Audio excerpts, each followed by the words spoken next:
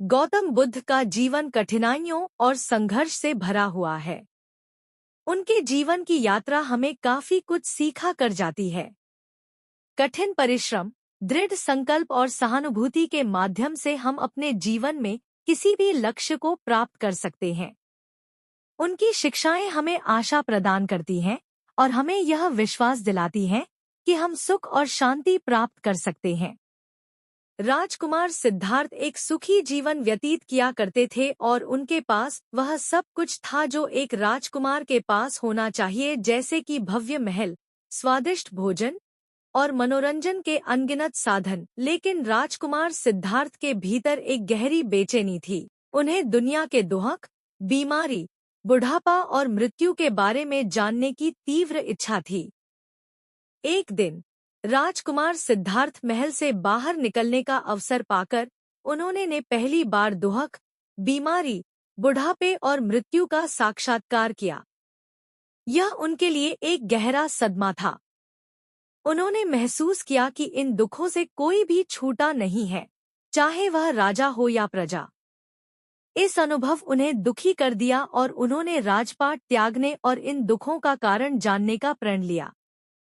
उन्होंने वैभवपूर्ण जीवन छोड़ दिया और एक साधारण साधु का जीवन अपना लिया। राजकुमार सिद्धार्थ ने कई वर्षों तक उन्होंने विभिन्न शिक्षकों से ज्ञान प्राप्त किया और कठोर तपस्या की। उन्होंने गहरे ध्यान में बैठकर जीवन के रहस्यों को समझने का प्रयास किया।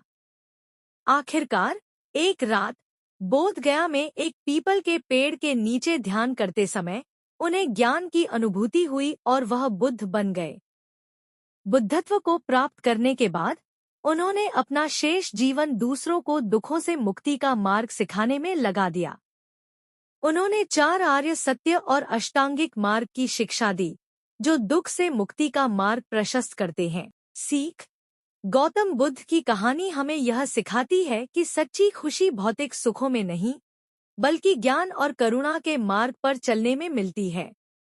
वे हमें यह भी याद दिलाते हैं कि कठिन परिश्रम, दृढ़ संकल्प और सहानुभूति के माध्यम से हम अपने जीवन में किसी भी लक्ष्य को प्राप्त कर सकते हैं।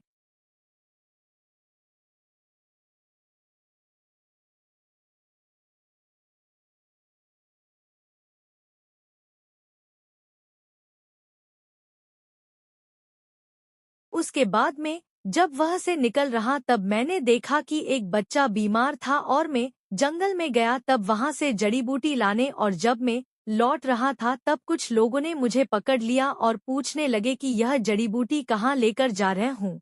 तब मैंने उनसे निवेदन किया कि मुझे छोड़ दो, एक बीमार छोटे बच्चे की मदद करनी है, और तब उन्होंने मुझे छोड़ दिया। जब मैं गांव में वापस आकर उस बच्चे की मलहम पट्टी कर रहा था तो तभी गांव वाले मुझ पर हमला करने लगे। तब उस दानी व्यक्ति ने, जिसने मुझे जमीन पर फेंककर भिक्षा दी थी, उसने गांव वालों को रोका और कहा कि यह ठीक व्यक्ति है और इसे अपना काम करने दो। जब मैंने जड़ी बूटी लगाई तो बच्चा ठीक हो गया और सब मेरे लिए तालियां बजाने लगे।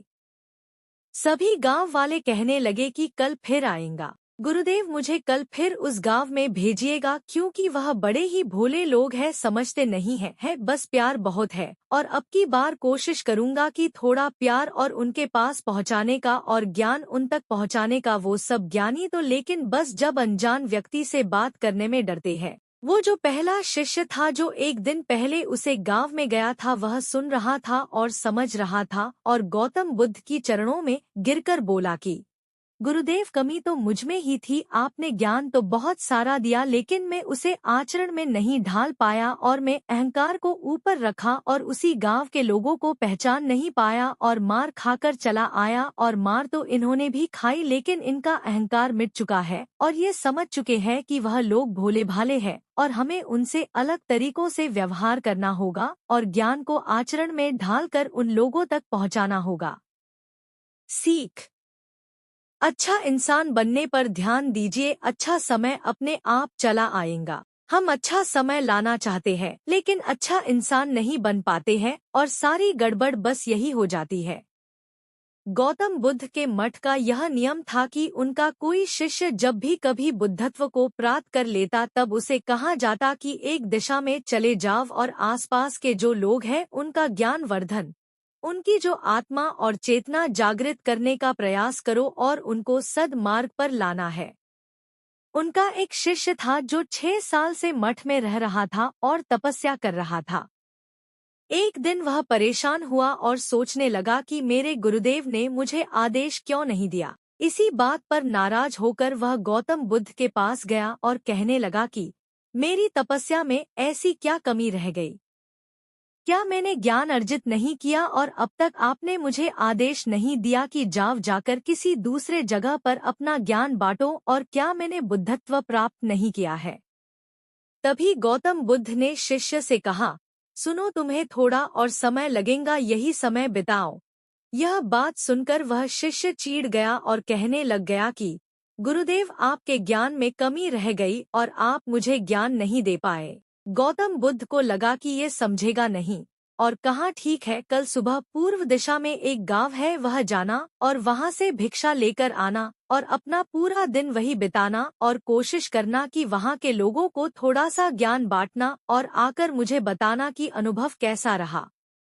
वह शिष्य बड़ा खुश हुआ और उसको लगा कि अब तो बात बन गई, अब मुझे आदेश मिल गया, और वह दूसरे दिन सुबह पूर्व दिशा की उस गांव में चला गया और शाम में जब वापस आया तो हाथ में पट्टी बंधी थी और हाथ पैरों पर चोट निशान थे। ये देखकर गौतम बुद्ध ने उस शिष्य से पूछा कि ये क्या हाल कर लिया? तब उसने बताया कि आपने मुझे कैसे गांव में भेज दिया और वहां पर जब मैंने भिक्षा मांगी तो लोग मुझे डांटने लगे और भगाने लगे। एक व्यक्ति सिर्फ वहां पर मुझे भिक्षा दी, वो भी जमीन पर फेंक कर, और कहा कि ले जाओ इसको। इतने बुरे गांव में आपने मुझे ज्ञान बांटने के लिए भेजा, अब आप मुझे कल किसी और गांव भेज देना, मैं जाकर के ज्ञान वहां देकर आता हूँ। गौतम बुद्ध यह सुनकर थोड़ा मुस्कुराए और उन्हें तो पता था कि ये कुछ कर नहीं पाएंगा, और कहा कि ठीक है, अगले दिन तुम किसी और गांव जाना, लेकिन एक दिन के बाद जाना और एक दिन मठ में रुके रहना है। अब की बार गौतम बुद्ध ने अपने दूसरे शिष्य को उस गांव में भेजा जहां अपने उस शिष्य को भेजा था, और शाम में जब वह शिष्य वापस लौटा था तो उसकी भी हालत वही थी और हाथ पैरों में चोट लगी और पट्टी बंधी हुई थी। गौतम बुद्ध ने पहले वाले शिष्य के सामने दूसरे शिष्य से पूछा कि हुआ क्या था। तब उसने कहा कि जिस गांव में आपने मुझे भेजा था वह के लोग बड़े भोले भाले हैं, भिक्षा दे नहीं रहे थे, और एक व्यक्ति ने मुझे जमीन पर फेंककर भिक्षा दी और मैंने उसे स्वीकार कर लिया और उसे आशीर्वाद दिया कि तुम्हारा कल्याण हो। तो वह व्यक्ति चौंक गया और कहने लगा कि आप गजब के इंसान हो, मैं आपको जमीन पर फेंककर भिक्षा दी और आप मुझे कल्याण हो का आशीर्वाद दिया। तब मैंने उसे कहा कि मैं अपना कर्तव्य निभाऊंगा और आप भी बड़े दानी हैं और आपने मुझे भिक्षा